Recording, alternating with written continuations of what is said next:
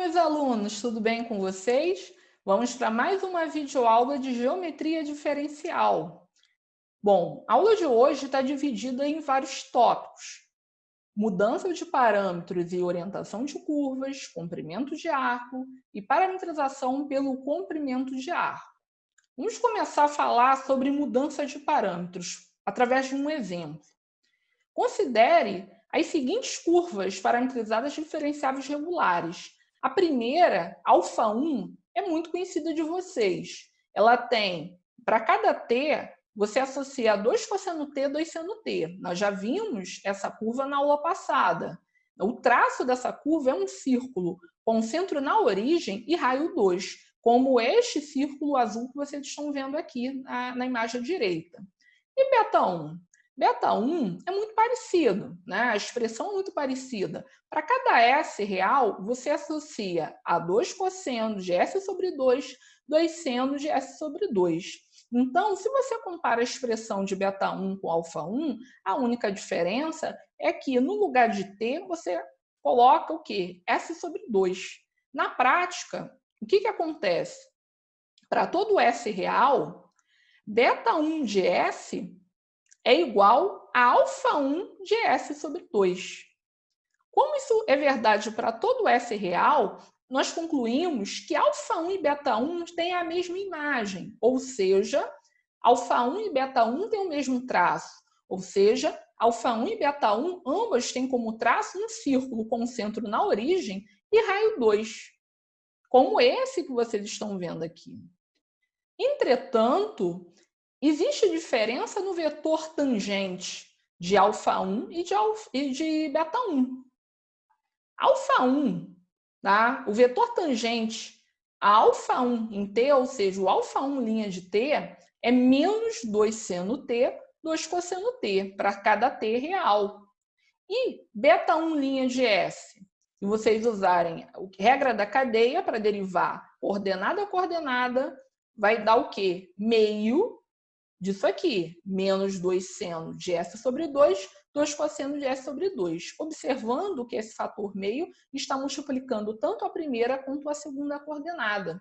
Ou seja, β1' de S é igual a metade de α1' de S sobre 2. Se vocês compararem essa expressão que está aqui com a de cima, é o que está acontecendo. Na prática, no que isso resulta? O vetor tangente a β1, né, em cada ponto, vai ser o quê? Em comprimento, a metade do vetor tangente α1 em cada S sobre 2. Isso significa o quê? Que você vai ter vetores tangentes ao longo desse círculo aqui. Se você pensar na perspectiva de α1, vai ter um determinado comprimento. Mas se vocês pensarem na perspectiva de β1, você vai ter a metade desse comprimento. Então, aqui tem um exemplo, no caso particular, em que S é igual a zero. É só você substituir aqui nas expressões, né? Então, quando S é igual a zero, você vai ter o β1' de zero, vai ser quem? Vai ser a metade disso aqui. Ou seja, você vai ter a primeira coordenada 0 e a segunda coordenada vai ser 1.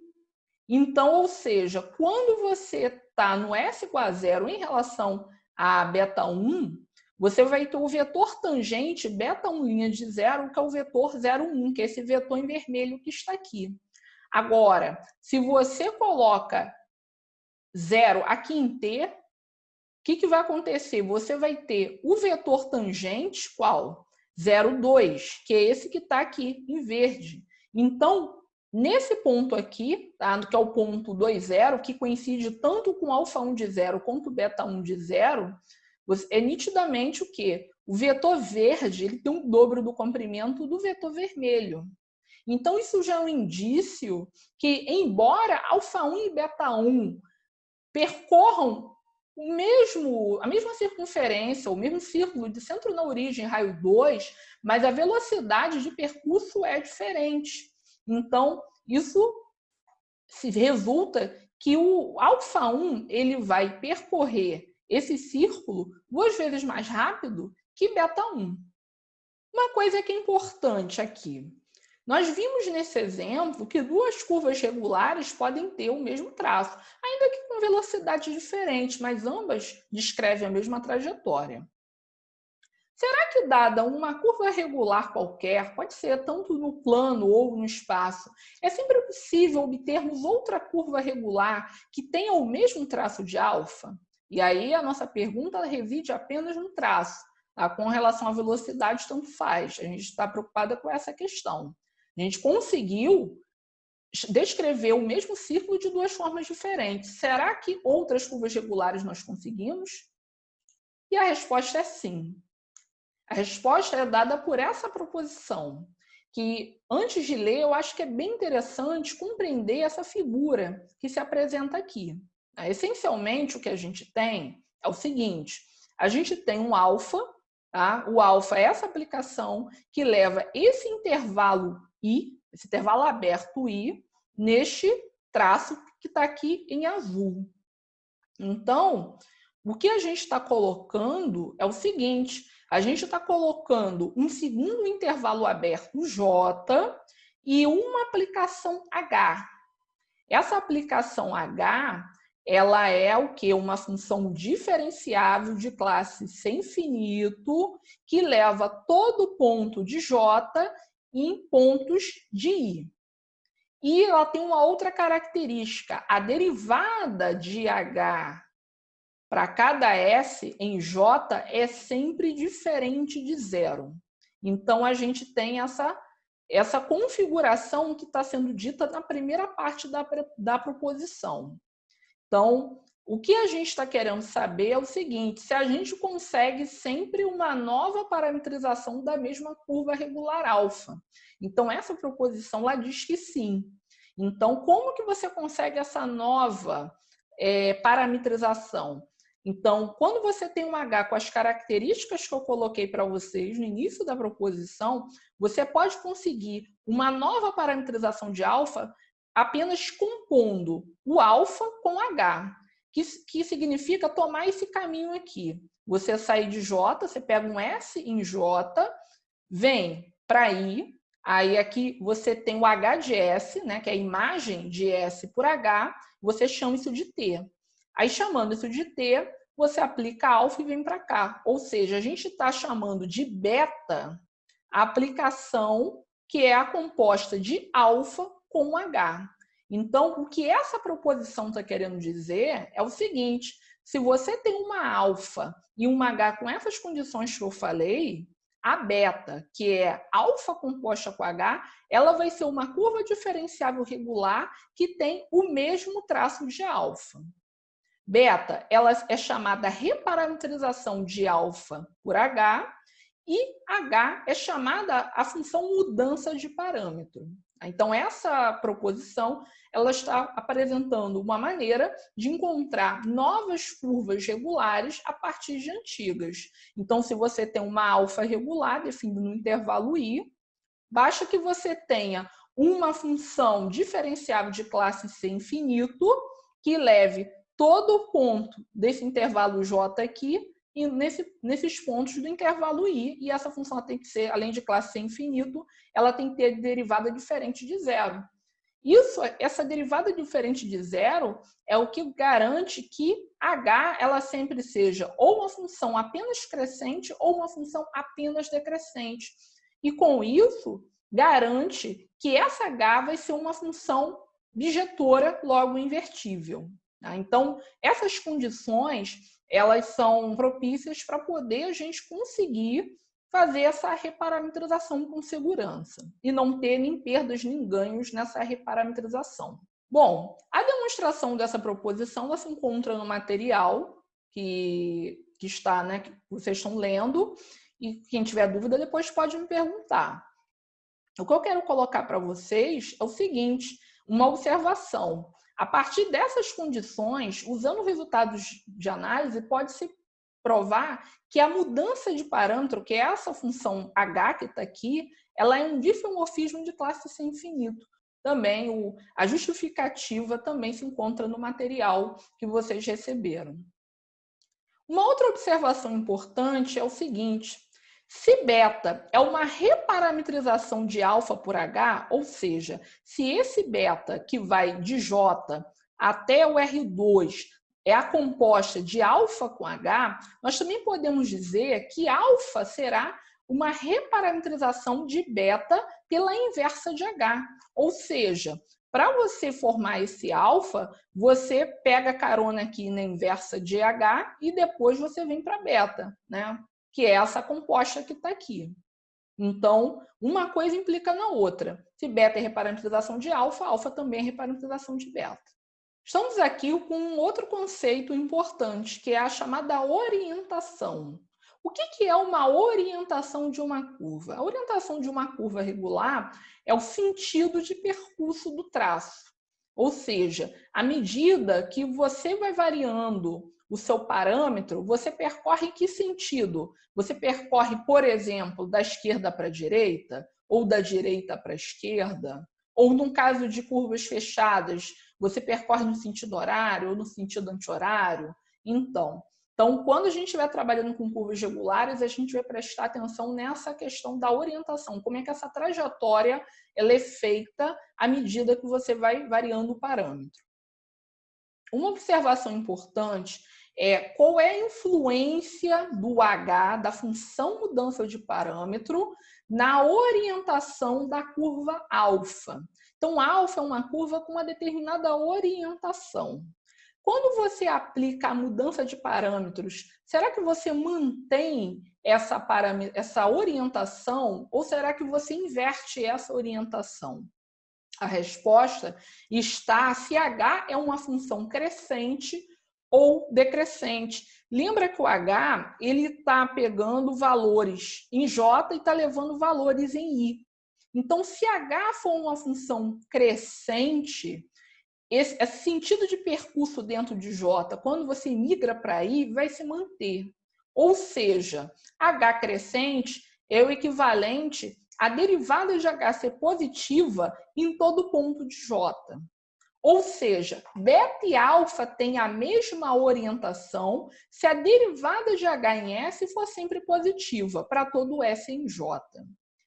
Entretanto, se H for uma função decrescente o tempo todo, ou seja, se a derivada de H para cada S em J for negativa, isso significa que à medida que você vai caminhando da esquerda para a direita em J, você vai caminhar da direita para a esquerda em I. Isso vai implicar numa mudança de sentido, de percurso dentro do traço. Ou seja, quando você tem uma função mudança de parâmetro decrescente, você vai mudar a orientação quando você migrar de alfa para beta. Então, neste caso, beta e alfa têm orientações opostas se a derivada de H em S for negativa para todo S em J. Voltando ao exemplo 1, que foi o que motivou o nosso estudo, vamos prestar um pouco mais atenção no que seria a função mudança de parâmetros. Ela está bem clara. Se você compara beta 1 com alfa 1, você observa que essa beta de S nada mais é do que quem? Alfa 1 de S2. Então, esse S2 aqui, ó, o HS igual a S2 para todo S real, é que é a função mudança de parâmetros, né? E aí vamos só conferir. Né? Você observou, né? Só por uma simples inspeção, essa expressão aqui foi fácil, mas vamos observar todos os requisitos lá da proposição 1. Então, ela é um difeomorfismo de classe infinito, né? Isso não é difícil de perceber, porque a HGS ela é uma função afim, então, por ser uma função afim, você acaba tendo que é uma função com essas características, né? Ela é diferenciável, tem inversa, a inversa é diferenciável. Se você observar a derivada de S, a derivada de H, né? Em cada S, vai ser sempre meio, e meio é sempre positivo. Então, isso justifica o fato de H ser crescente. E, como já falamos, a beta 1 de S nada mais é do que a alfa 1 composta com H em S. Conclusão, beta 1 é uma reparametrização de alfa 1 que tem a mesma orientação de alfa 1. Tá? Então, o que garante ter a mesma orientação é o H ser uma função de filomorfismo em classe infinito, mas que tem a derivada sempre positiva. Então, você observe também pelo vetor tangente. O vetor tangente a alfa, nesse ponto, por exemplo, ele tem o quê? O mesmo sentido, apesar de ter comprimento diferente. Temos aqui um segundo exemplo. Considere as seguintes curvas diferenciáveis regulares. A alfa, ela associa a cada t real em t 2t. O traço de alfa nada mais é do que uma reta que passa na origem na direção do vetor 1, 2, que é essa reta aqui. E beta? Beta, para cada s real, você associa a menos 2s mais 1 e menos 4s mais 2. Se vocês observarem atentamente, o traço de beta vai ser também uma reta que passa pelo ponto 1, 2 na direção do vetor menos 2, 4. Menos 2, menos 4, na verdade. Então, observe que o vetor menos 2, menos 4, ele está no sentido contrário ao vetor 1, 2. Só que o vetor menos 2, menos 4, ele é um múltiplo do vetor 1, 2. E repare que essa reta, além de passar pelo ponto 1, 2, ela também vai acabar passando pela origem. Então, na verdade, alfa e beta, eles têm o mesmo traço. O que está diferenciando uma da outra é o quê? O vetor que está dando a direção, porque embora a direção sejam a mesma, porque o vetor menos 2, menos 4 é múltiplo do vetor 1, 2, mas o sentido é diferente. Então, o vetor 1, 2 aponta de baixo para cima e o vetor menos 2, menos 4 aponta de cima para baixo. Isso, obviamente, vai interferir no sentido do percurso de alfa em comparação com beta. Mas para a gente observar isso atentamente, primeiro vamos procurar qual é a função que vai fazer a mudança de parâmetros nesse caso. Se você compara a expressão de alfa com a expressão de beta, você vai ver que essa função ela pega cada s e associa exatamente a menos 2s mais 1.